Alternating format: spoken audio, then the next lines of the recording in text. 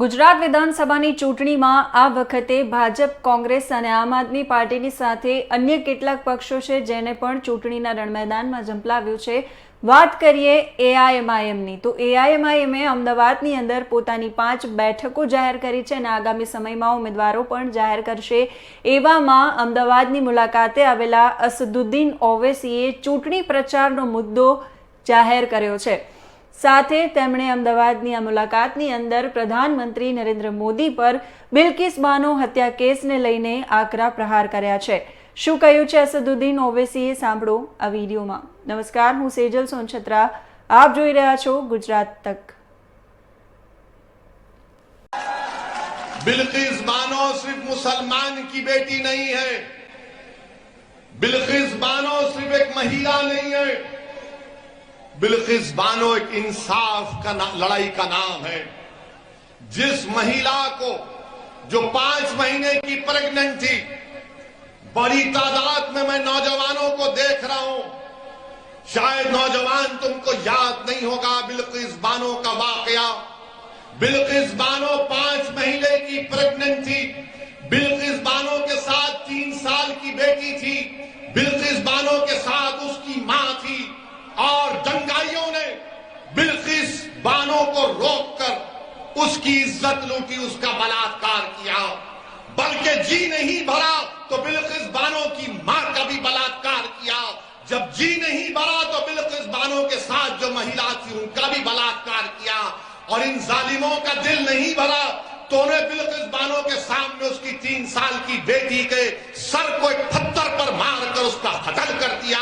इस पर भी दिल नहीं भरा इन जानवरों का तो उन्हें बिल्किस बानो की मां को और दूसरे महिलाओं का कत्ल कर दिया।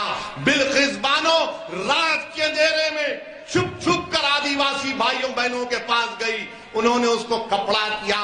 बिल्किस बानो ने उस वक्त की गुजरात की पुलिस के पास जाकर उसके शौहर को मैं सलाम करता हूं, बिल्किस बानो ने कंप्लेन की तो पुलिस ने कंप्लेन नहीं किया।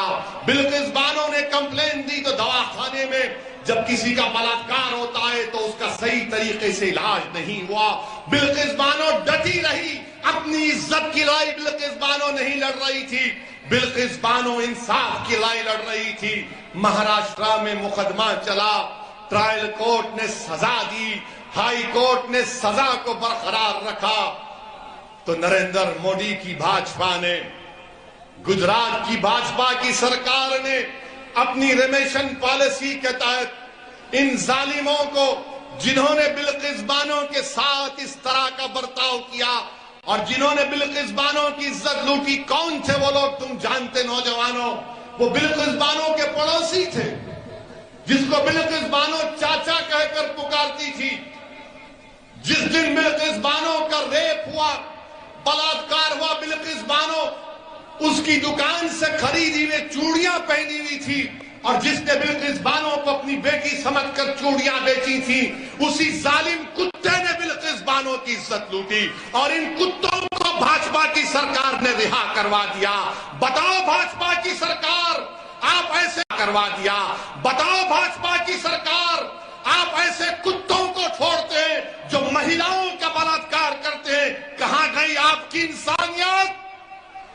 कहां गई आपकी इंसानियत? बिल्किस बानो मुसलमान का इशू नहीं है, बिल्किस बानो महिलाओं का इशू नहीं है, बिल्किस बानो इंसाफ का मुद्दा है। और इंसाफ पुकार पुकार कर भारत के प्रधानमंत्री से पूछ रहा है कि बताओ भारत के प्रधानमंत्री, आपने कहा था कि बेटी बचाओ बेटी बचाओ, क्या बिल्किस बानो आपकी बेटी नहीं थी? प्रधानमंत्री बताओ हमको आप,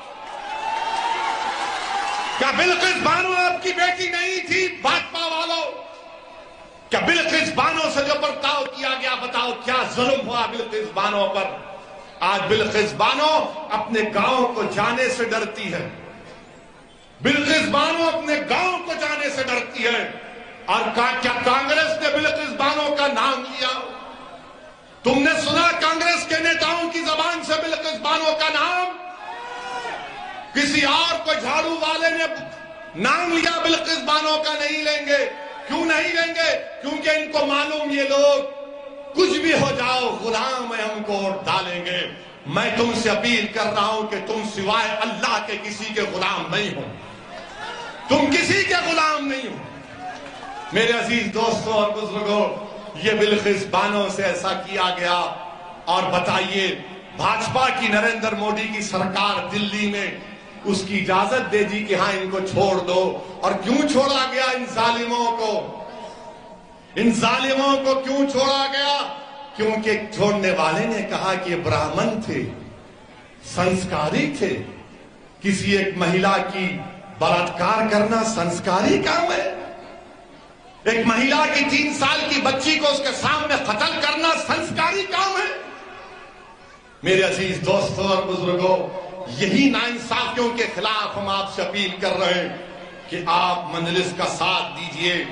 डरने और घबराने की जरूरत नहीं है आपको। इंशाअल्लाह ताला हम और आप मिलकर ये तमाम नाइंसाफियों के खिलाफ आवाज उठाते आए हैं और लड़ाई लड़ते रहेंगे। मैं आपको याद दिलाना चाह रहा हूं कि तुम जानते આપને અમારો આ વિડીયો પસંદ આવ્યો હોય તો લાઇક અને શેર કરવાનું ન ભૂલશો। સાથે જ ગુજરાતના રાજકારણ સાથે જોડાયેલા તમામ રસપ્રદ સમાચારો માટે આપ જોતા રહો ગુજરાત તક।